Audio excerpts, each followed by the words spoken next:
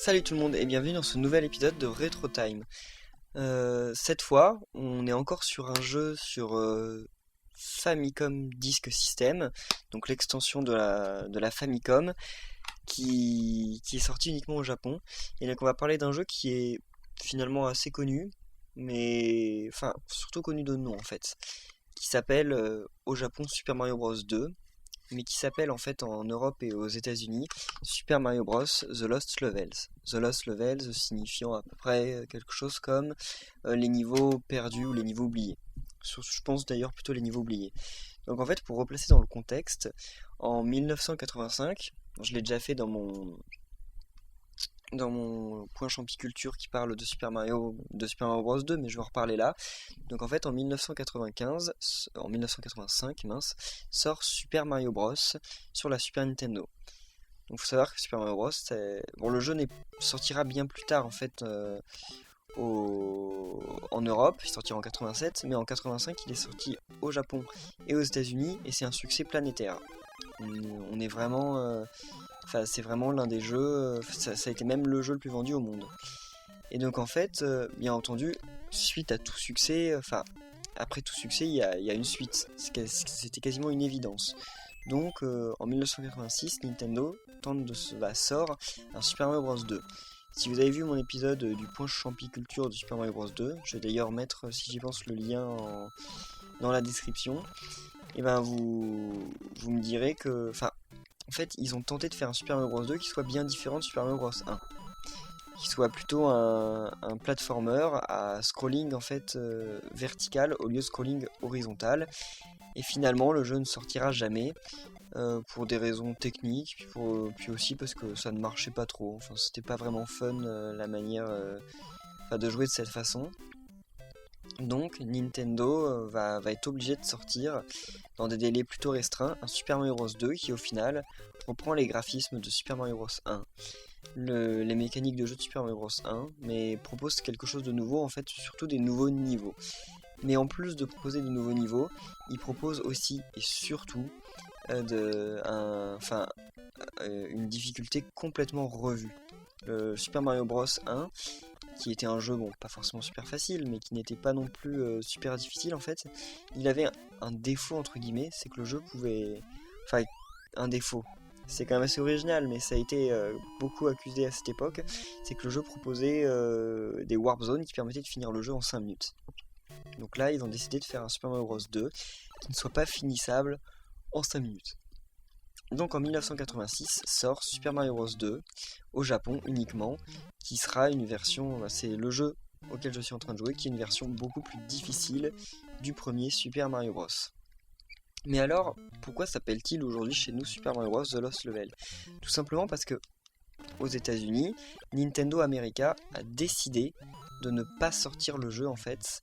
Mince, il y a un mince, ok. Nintendo, je suis où là? Ok, trop. Je comprenais pas trop. Donc Nintendo America a décidé de ne pas sortir le jeu aux États-Unis, considérant que le jeu était bien trop difficile pour pouvoir sortir dans nos contrées. Donc, de ce fait, Nintendo America s'est retrouvé avec un Super Mario Bros qui s'était super bien vendu, que les gens avaient adoré, mais qui n'avait pas de suite, une suite qui n'arrivait pas. Donc pour le coup, ils ont pris un jeu qui s'appelait Doki Doki Panic et ils se sont dit tiens, ce jeu est sympa, on va remplacer les personnages par des personnages Mario et les personnages principaux par des personnages Mario, donc Mario, Toad, Peach, Luigi, et on va le sortir sous le nom Super Mario Bros 2. Et donc aux États-Unis et en Europe, Super Mario Bros 2 en fait est un autre jeu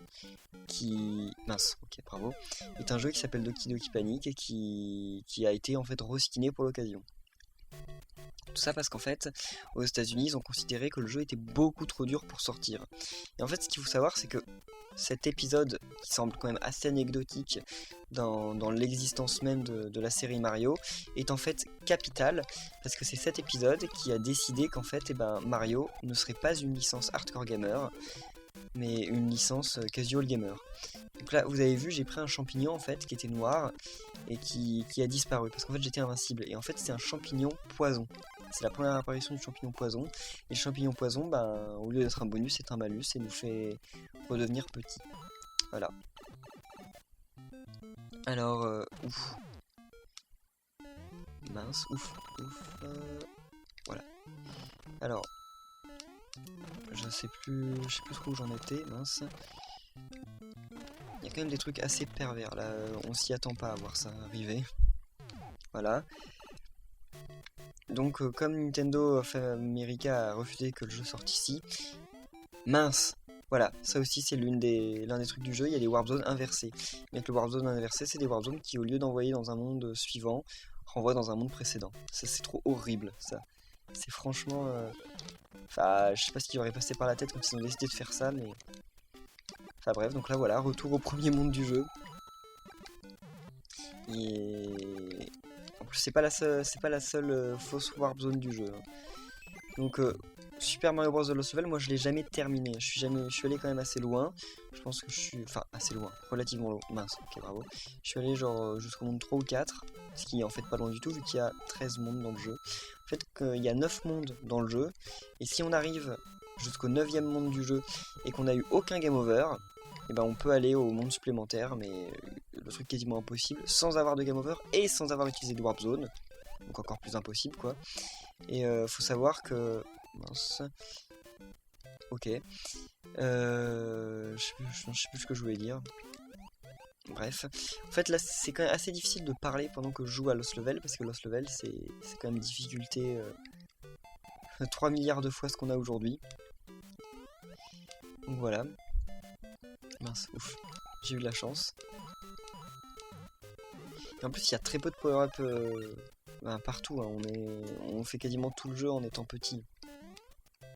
Donc là je vais pas reprendre la warp, je pense que je vais aller directement essayer de finir le monde, même si c'est pas certain. Vous voyez, c'est quasiment les mêmes graphismes que Super Mario Bros. À quelques différences près, par exemple les nuages ont des yeux, les blocs en bas ont été refaits, mais en fait le jeu est sorti sur disque système, c'est-à-dire sur une espèce de disquette en fait. Donc il avait un peu plus de mémoire, ce qui permettait déjà de mettre des graphismes supplémentaires. Parce que Super Mario Bros, le premier, si, comme certains le savent, les buissons ont exactement les mêmes graphismes que les nuages. C'est exactement le même sprite qui est juste recoloré. Et en fait c'est juste parce qu'il n'y avait pas la taille dans la mémoire en fait de... Mince, ok bravo. Il n'y avait pas la taille dans la mémoire du jeu de faire des sprites différents. Ce qui était genre super galère. Et donc là, ils ont un peu plus de liberté. Voilà. Et donc Lost Level, c'est le jeu qui a failli faire de Mario une licence hardcore gamer, mais qui, heureusement, grâce à Nintendo of America, qui a refusé que le jeu sorte, a fait qu'aujourd'hui Mario c'est un jeu qui est plus... Comment dit-on ? Plus pour casual gamer déjà, donc beaucoup plus accessible. Ça fait que Mario n'est pas devenu comme Megaman. Et donc c'est ça aussi qui a permis à l'icône Mario de perdurer.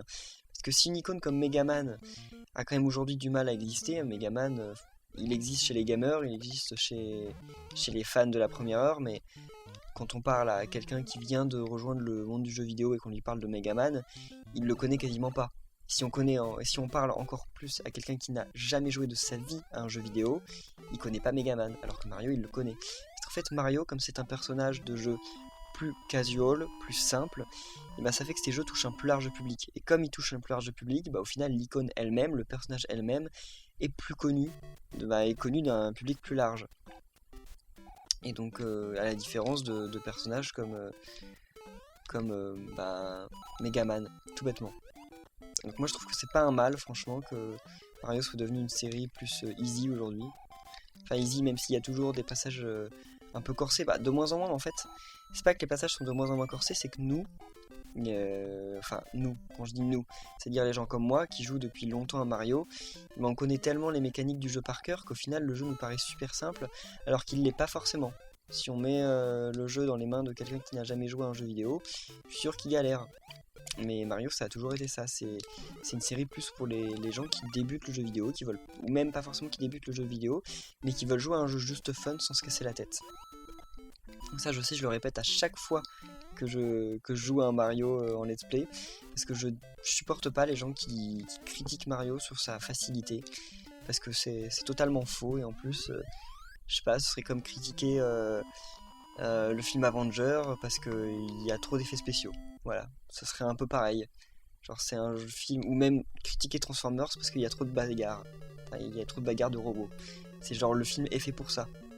Donc c'est normal qu'il y en ait. Après, on peut ne pas aimer les bagarres de robots, mais on peut pas dire que le film est nul parce que il y a des bagarres de robots, ou parce que les bagarres de robots qu'il y a dedans sont pourries. Parce que non, elles sont bien réalisées quand même. Alors Mario c'est pareil. On peut pas dire que Mario c'est nul parce que c'est trop facile. On peut ne pas apprécier Mario parce que c'est trop facile, mais on peut pas dire objectivement que c'est nul parce que c'est un jeu trop facile. Non, non. C'est juste que ça veut dire dans ce cas-là qu'il est pas, qu'on ne fait pas partie du public visé par Mario. Voilà, mais donc là c'est vraiment un jeu complètement hors série. C'est pour ça que en fait le jeu, donc comme j'ai dit, n'est jamais sorti n'est jamais sorti en Europe et aux États-Unis.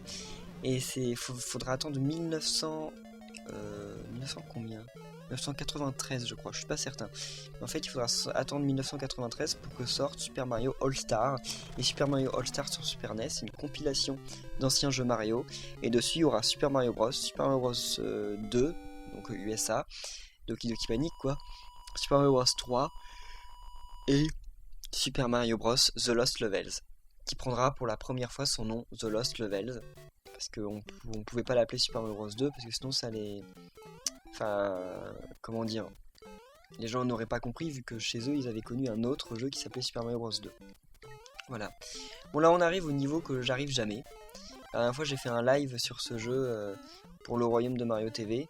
C'est un réseau assez sympa avec des animateurs super cool dont je fais partie. Et donc j'ai fait un live sur ce jeu, et enfin pas que sur ce jeu, j'ai fait sur plein d'autres jeux en même temps, mais j'ai fini sur ce jeu. Et genre le truc totalement impossible, enfin j'ai énormément galéré. C'est sur ce niveau, mince, ok bravo, c'est sur ce niveau que j'ai vraiment galéré. Le champi-poison. Le champi-poison c'est l'un des trucs pour lequel ils ont refusé que le jeu sorte aux États-Unis. Parce qu'ils ont dit ce qu'il y avait de bien dans Super Mario Bros, le premier, c'est que quand on commence le niveau, la première chose sur laquelle on tombe, mince, et de manière totalement évidente, c'est un champignon. Enfin, on tombe sur un Goomba et tout, mais le premier bonus qu'on trouve, c'est un champignon. Et donc là, on comprend tout de suite ce qu'est... Enfin, on le voit avec son visage et tout, et on se dit, ah cool, enfin, c'est forcément un bonus, ça a l'air cool, donc je vais la ramasser. Et donc c'est intuitif en fait, ton réflexe va te dire d'aller la ramasser. Donc tu vas la ramasser et ok, bravo. Et effectivement oui, c'est bien un bonus, ça va te rapporter un power-up. Et là, ça j'ai plus qu'une vie, bravo. Et là en fait, le problème c'est que le champi-poison c'est l'un des premiers trucs qu'on croise dans Super Mario Bros The Lost Level. Et en fait c'est un piège. Et c'est trop horrible parce que ton réflexe, le premier réflexe que tu vas avoir c'est d'aller le récupérer. Tu vas dire oh, un champignon. Mince, ok, bravo. Tu vas dire oui c'est un champignon, on est dans Mario, faut que je le récupère. Tu vas le récupérer et tu vas perdre. Et ça c'est horrible parce que c'est trop piéger le joueur et c'est des trucs qui sont vraiment pas du tout appréciés chez nous. C'est apprécié par les vrais hardcore gamers qui veulent vraiment se prendre la tête devant des jeux, mais c'est pas du tout apprécié par les joueurs en général. Il y a quand même peu de joueurs qui apprécient vraiment des pièges comme ça, parce que tu commences un jeu, t'es trop content, et le truc te piège, mais sans aucun moyen de l'éviter. La première fois, t'es obligé de te le prendre. Et je sais qu'il y a des gens qui adorent ça. Les trucs où, mince, les jeux où t'es obligé de connecter, par exemple, les niveaux par cœur pour y arriver, il y a des gens qui adorent ça. Mais là, faut pas oublier que la plupart des gens n'aiment pas ça. Et donc, enfin n'aiment pas ça, mais n'aiment même pas du tout. Ils abandonnent très rapidement. Et je dis ça parce que moi aussi j'en fais partie. Hein. Je déteste passer 3000 ans sur un niveau, parce qu'il faut que je le connaisse par cœur pour que mes sauts soient au millimètre près pour que j'y arrive. Et je sais qu'il y a des gens qui adorent ça, et moi je déteste ça. Et malheureusement pour ces gens-là, il y a beaucoup plus de gens qui détestent ça. Et donc c'est pour ça qu'un jeu comme Super Mario Bros. The Lost Level a déjà été détesté par les testeurs aux États-Unis. Et aussi un autre truc, c'est qu'il y a souvent des courants d'air en fait dans le jeu qui te permettent de prolonger tes sauts d'une certaine manière. Mais le problème des courants d'air, c'est qu'en fait ils sont très très peu intuitifs, en fait on les voit quasiment pas. Donc comme on les voit quasiment pas, ils sont quasiment invisibles en fait. Et on arrive devant des zones où on pense ne pas pouvoir faire le saut soi-même. Mince, je vais essayer de prendre ça quand même. Voilà. Je sais pas où je vais retomber. Ouf. Ouais, ouf. Ça c'est cool. Par contre là il n'y a rien. Ah, hop. Ça c'est cool aussi dans les Mario. C'est l'un des trucs qui a fait vraiment le charme des Mario. Et que aussi les gens qui sont fans de la série Mario depuis la première heure et qui aujourd'hui jouent au New Super Mario Bros, souvent ils torchent le jeu, ils le tracent et ils oublient le charme des Mario qui est de rechercher tous les blocs cachés, toutes les pièces cachées, etc. Et ça c'est vraiment le charme de Mario. Mais depuis le tout premier, quand on voit des joueurs, enfin quand on voit des témoignages de gens qui ont joué à Super Mario Bros à l'époque, quand ils étaient vraiment tout petits, et ben ce qui retiennent le plus, c'est vraiment le fait d'aller rechercher le moindre bloc caché, de trouver les vies cachées un peu partout, les tuyaux spéciaux, etc. Et c'est quelque chose qui se perd en fait quand on a l'habitude de jouer au Mario, mais qui en fait tout le charme du Mario. Et là aussi, même si le jeu est vraiment horrible, moi je trouve que ouais, oui, j'ai pas parlé moi vraiment en détail de ce que je pense de ce jeu, mais je pense que le jeu est beaucoup trop difficile, ça lui retire énormément de fun. Enfin heureusement, quand on a un game over, on peut faire un continu. Et le continu nous fait recommencer le monde du début et pas le jeu du début comme dans Super Mario Bros. Donc heureusement, ça c'était une bonne idée. Mais le jeu est beaucoup trop difficile, il y a des passages quand on n'a pas de champignons, c'est impossible. Donc franchement il y a trop de trucs trop horribles en fait. C'est ce qui est dommage. Mais ça n'empêche que le fait de rechercher les blocs cachés partout et tout, ça reste... quand par exemple j'étais là-haut et j'ai trouvé une vie, j'étais trop content. Enfin c'est toujours... Bon là par contre ce passage on va pas le savoir si on le connaît pas par cœur. Hein. Mais j'étais trop content de tomber sur la vie. Même si je sais que je finirai pas le jeu à 100% là devant vous. Enfin je finirai pas le jeu, j'irai pas jusqu'au dernier monde. C'est quand même un truc qui est... C'est une mécanique super dynamique. Enfin c'est une super récompense de trouver une vie. Là par contre, je suis trop dans la merde. Je sais pas comment je vais faire. Mince, ok. Voilà. Alors je sais plus où c'est. Je sais plus du tout. Ah voilà. Ça je me souviens, j'ai fait le jeu avec un pote à moi. On allait jusqu'ici et on a perdu au moins 20 vies ici à essayer de faire le saut normalement. On comprenait pas comment c'était possible. Et en fait, j'ai un livre qui est sorti à l'occasion de Super Mario All-Star, qui est donc tout en japonais, et qui présente des schémas. Donc des schémas, hein, pas vraiment une photographie, mais vraiment un schéma de tous les niveaux, de tous les 4 premiers Super Mario Bros. Donc Super Mario Bros, Super Mario Bros. The Lost Level, Super Mario Bros 2, donc le USA, et Super Mario Bros 3. Et donc il y a un schéma de tous les niveaux, avec tous les blocs cachés, tous les passages secrets, tous les raccourcis, tous les tuyaux secrets, etc. Et donc c'est vraiment... j'ai sorti ce livre et je m'en suis servi. C'est vraiment une mine d'or d'informations là. Ok. Ça c'est les niveaux trop horribles. Souvent on me dit le meilleur moyen d'arriver dans ces niveaux c'est de tracer, de pas s'arrêter. Mais c'était le cas dans Super Mario Bros. Et dans The Lost Level non. On est bien malheureusement obligé de s'arrêter à plusieurs endroits. Il a les bloops volants. C'est la première apparition des bloops volants dans l'univers Mario. Je sais que c'est totalement anecdotique et que la plupart des gens s'en fichent totalement. Mais moi déjà Bloops c'est l'un de mes ennemis de Mario préférés. Donc moi ça me fait plaisir de le savoir. Et de le faire partager. Mince. Oh non, j'avais oublié qu'il faisait demi-tour sur les chip. Dommage. Donc bon, je vais pas faire un épisode trop long parce que comme j'ai dit ça me gonfle rapidement en fait, Lost Levels. Mais j'espère que vous qui connaissez le jeu que de nom, vous avez quand même découvert un peu au niveau de l'architecture des niveaux un peu comment c'est fait, puis quelques anecdotes, pourquoi pas au passage. Donc vous avez vu quand même à retenir sur le jeu le champi poison. Ça tout le monde le connaît à peu près, tous les gens qui connaissent Lost Level savent qu'il y a le champi poison dans ce jeu. Faut aussi retenir les anti-warp zones, donc les warp zones qui nous ramènent dans un monde précédent au lieu de nous amener dans un monde suivant. Truc trop horrible. Ouf, ok. Ouais, c'est vraiment un truc trop horrible. Franchement. Ouf. Je pense qu'il y a moyen de gagner une vie ici. Mais tant pis. Oh mon dieu. Ok, dommage. Mais ouais, qu'est-ce qu'il y a d'autre à retenir? Les courants d'air, malheureusement je serais pas arrivé jusque là. Il y a aussi les super bumpers. Genre les... Ouh, faut que je cours, mince, tant pis. Genre les bumpers qui nous font voler vraiment super haut. Je sais pas pourquoi il disparaît des fois, tant pis. Ah oui, là c'est les passages qu'il faut faire dans un certain... Enfin, en allant à un certain endroit. Ok, bravo. Bon bah je crois que c'est game over là. Eh oui, game over, ok. Bon bah, on va en rester là. Donc Super Mario Bros 2, appelé Super Mario Bros 2 au Japon, est sorti en 1986 sur Famicom Disk System, donc l'extension de la Famicom sortie qu'au Japon. Le jeu sortira jamais en Europe et aux États-Unis. Il aura droit à un remake. Enfin, un remake, oui, parce que les graphismes auront changé, la physique aura légèrement changé, les musiques aussi. Les musiques, je suis pas sûr. Peut-être que si, elles ont peut-être été améliorées. Mais en tout cas, le jeu donc ressortira en remake pour la première fois en dehors du Japon. 1993 dans Super Mario All-Star sur Super Nintendo. Voilà. Et donc c'est un jeu qu'il faut savoir que en fait si le jeu était sorti aux États-Unis et en Europe, il aurait certainement enfin il aurait peut-être pas eu de succès. Je pense quand même que si parce que les gens l'auraient acheté parce que c'est un Mario, mais en tout cas, il aurait peut-être malheureusement, je sais qu'il y a des gens qui sont pas trop d'accord avec moi. Moi, je pense qu'il aurait peut-être enterré la série.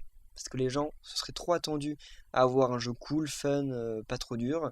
Et donc les gens qui avaient acheté le 1, qui auraient racheté le 2 en fait, auraient peut-être été tellement déçus par la difficulté qu'ils n'auraient justement jamais acheté le 3. Et que Mario serait devenu en fait une licence complètement morte. J'y crois en fait, c'est pour ça que je suis trop content qu'en fait le jeu soit jamais sorti en dehors du Japon. Et même le pire, je pense, le pire cas de figure, c'est que si ce Mario Bros 2 donc, serait sorti en dehors du Japon et aurait marché, qui serait bien vendu, ça aurait été horrible parce qu'aujourd'hui on aurait une série Mario qui aurait été totalement hardcore. Et donc ça fait que moi déjà j'aurais jamais joué à Mario. Oui, jamais de ma vie j'aurais touché à Mario, juste pour voir à quel point c'était nul.